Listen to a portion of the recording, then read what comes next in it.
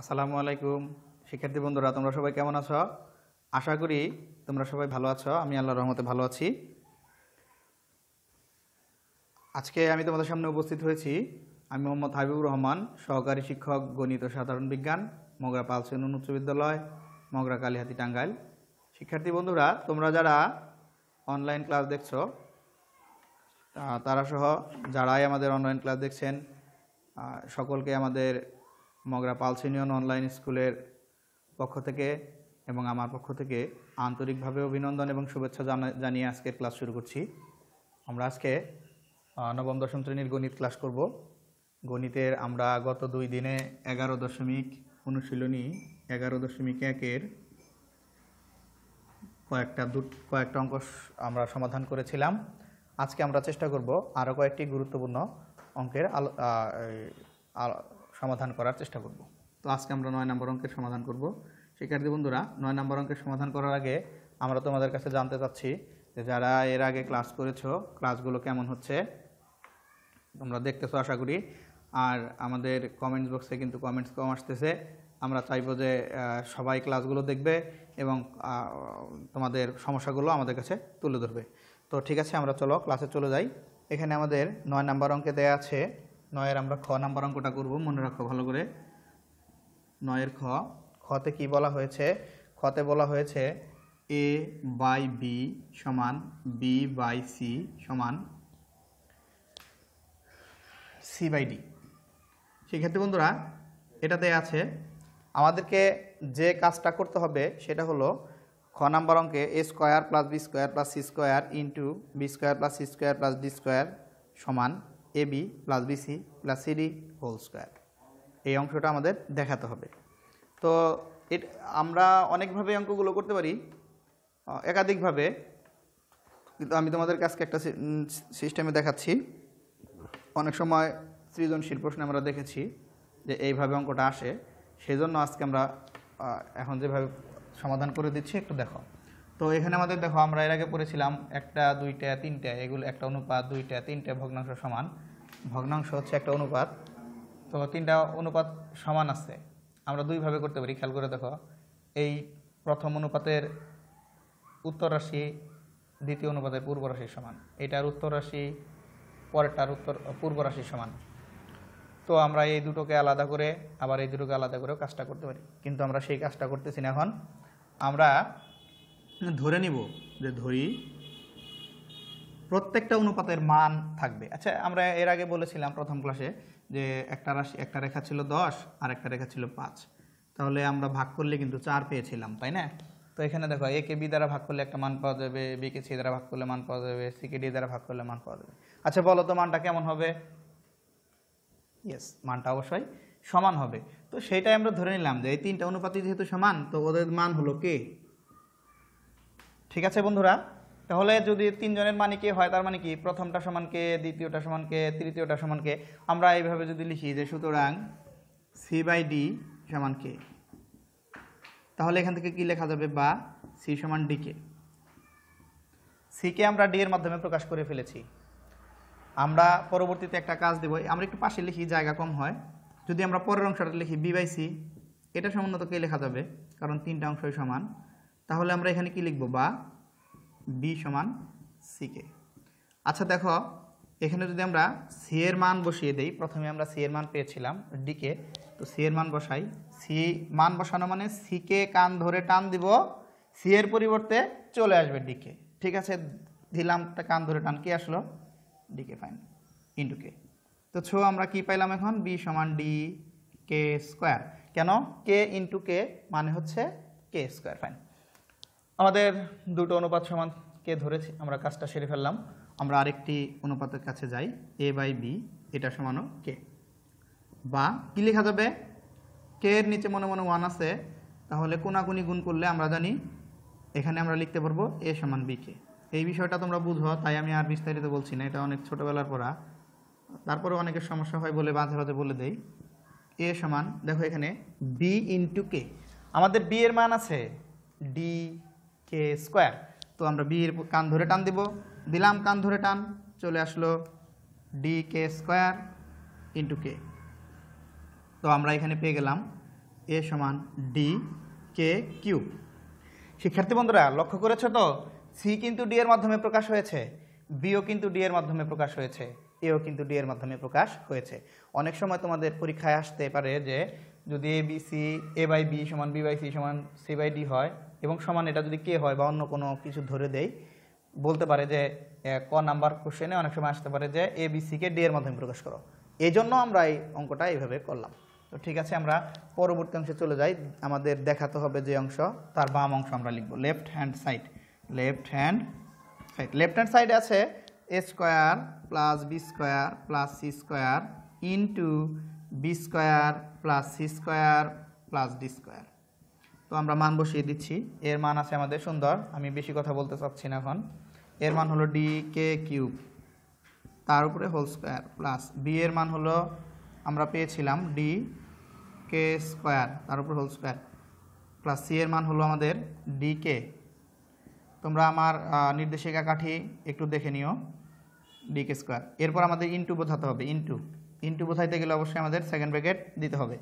আমরা আরেকটা second bracket এই পাশে দিব বি এর মান বসানোর জন্য। বি কে ধরি, বি এর মান বসানো মানে বি এর কান ধরে টান চলে আসবে ডি কে স্কোয়ার, তারপরে আমরা হোল স্কোয়ার ছিল, আমরা হোল স্কোয়ারটা দিয়ে দিব, প্লাস এরপরে আমাদের আছে সি স্কোয়ার, আমরা সি স্কোয়ার না লিখে লিখব ডি কে তার হোল স্কোয়ার, প্লাস আমাদের তো ডি এর মান নেই, কি করব আমরা, ডি স্কোয়ারই থেকে যাবে, ফাইন, ইন্টু হয়ে গেল। এবার দেখো আমাদের কি করতে হবে, এখানে যদি আমরা কাজ করি লিখতে হবে D square K to the power 6, not K to the power 5। এটা কিন্তু যোগ করা যাবে না, পাওয়ার উপরে পাওয়ার থাকলে পাওয়ার গুণ হয়, ঠিক আছে। প্লাস এখানে দেখো হোল স্কোয়ার ছিল, তার মানে ডি এর উপরে স্কোয়ার, কে স্কোয়ারের উপরে স্কোয়ার, কি হবে তাহলে, K to the power 4, right. এইখানে লিখবো আমরা D square K square, second bracket দিয়ে গেলাম, যদিও আমাদের ফার্স্ট ব্র্যাকেট নাই, সমস্যা নাই। ইন্টু এখানে কি লিখবো আমরা, D square K to the power 4, plus এখানে লিখতে হবে D square K square, plus এখানে হবে ডি স্কোয়ার, ফাইন। শিক্ষার্থী বন্ধুরা দেখো তো এখন আমাদের কি কাজ করা যায়, ডি কে সব জায়গায় ডি কে আছে, অবশ্যই কমন নেওয়া যায়। এখানে ডি স্কোয়ার কে স্কোয়ার, সব জায়গা থেকে D square K square common নেওয়া যায়, fine. D square K square common নিলে এখন এখানে থেকে কি থাকবে,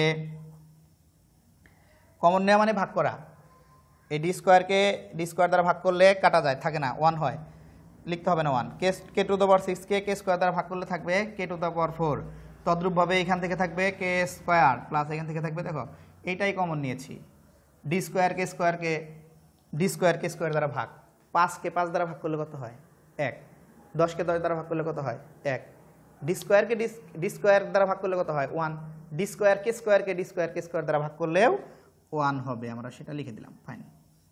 আমরা এখান থেকে দেখো কি কমন নিতে পারি, নিশ্চয়ই ডি স্কোয়ার কমন নিলে থাকবে K to the power 4 plus K square plus 1, fine. এইবার আমরা গুণের কাছে আসি, 1 2 3 4 5টা অংশ গুণ, খেয়াল করি, D square into D square, নিশ্চয়ই ডি টু দ্য পাওয়ার 4, এটা কে স্কোয়ার থাকে, আর দেখো K to the power 4 plus K square, সম্ভবত নিচে লিখতেছি, তোমাদের প্রবলেম হতে পারে, আমরা ডান পাশে চলে গেলাম, হ্যাঁ আমি একটু আলাদা করে দিচ্ছি।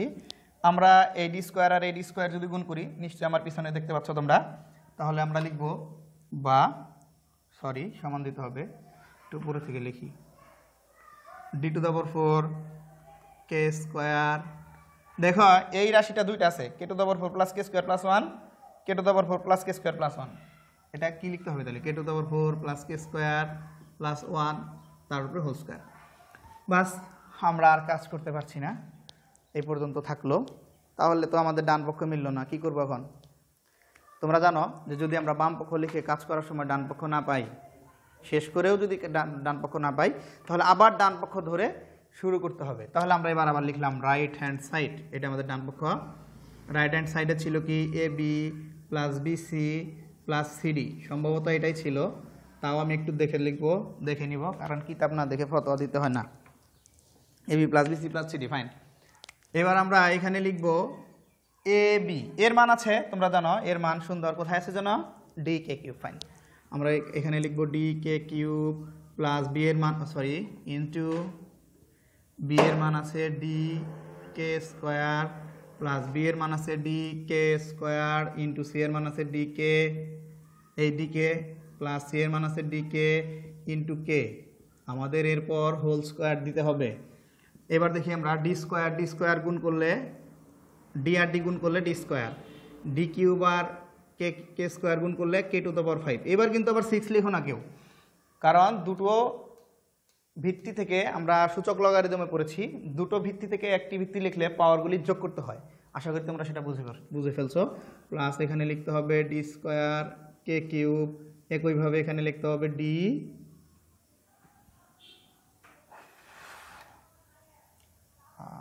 সি ডি ছিল সি কোথায় আমি কি ঠিক লিখেছি সি ডি স্কোয়ার, আচ্ছা ডি ইন্টু কে কে স্কোয়ার। ফাইন, এর উপরে কিন্তু আমাদের হোল স্কোয়ার ছিল। ও খেয়াল করে দেখো, আমরা ডি কে বসিয়েছি সি এর মান, এখানে কিন্তু আসলে ডিটা থাকবে, আমরা কে লিখেছি, এই জন্য আমাদের প্রবলেম হচ্ছে একটু। ডি স্কোয়ার কে। এইবার যদি আমরা ভিতর থেকে দেখো এই সবগুলোর কাছে কে আছে, কে কে কিউব কে, কত কমন নেওয়া যাবে বলো তো দেখি। ওর কাছে D square D square D square, তাহলে ডি স্কোয়ার কমন নেওয়া যাবে। Fine, K to the power 5 K cube K, কত কমন নিতে হবে, নিশ্চয়ই কে।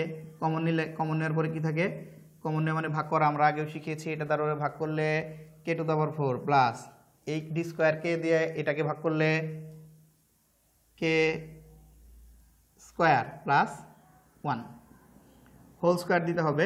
হোল স্কোয়ার দিয়ে দিলাম।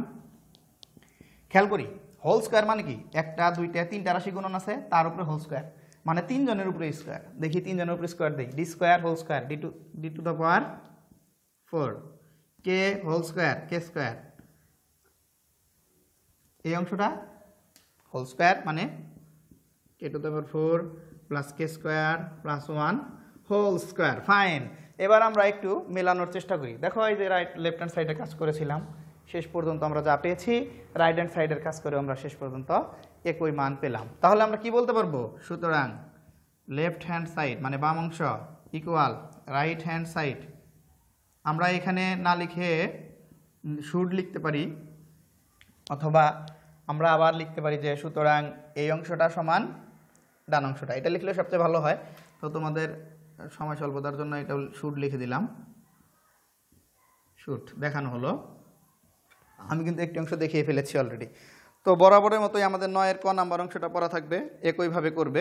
তো তার আগে আমি আরেকটা কাজ দেই, এটা দিয়ে একটা সৃজনশীল দিতে যাচ্ছি। তোমরা অনেকে সৃজনশীলকে ভীতির সহিত দেখো, তাই আমি একটা সৃজনশীল বানিয়ে দিচ্ছি, তৈরি করে দিচ্ছি। এটা দিয়ে সৃজনশীল প্রশ্নটা হয়তো একাধিক প্রশ্নের আলোকে থাকবে।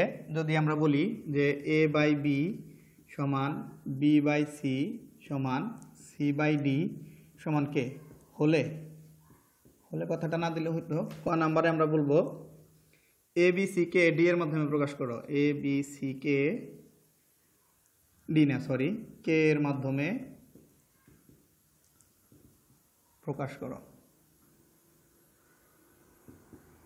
ফাইন, আমরা রাশিগুলো ঘুরিয়ে দিলে ভালো হতো, এম এন ও দিলে ভালো হতো। যাই হোক, দিয়ে ফেলছি, আজকের মতো থাক, এরপর থেকে আমি এটা করব না আর। খতে যদি আমরা বলি যে এটাই প্রমাণ করতে বলি, দেখাও যে কি দেখাবো আমরা, A square plus B square plus C square into B square plus C square plus D square equal A B plus BC plus CD whole square. আমরা আরেকটি দেখাতে পারি, গতে যদি আমরা বলি যে দেখাও যে বা প্রমাণ করো যে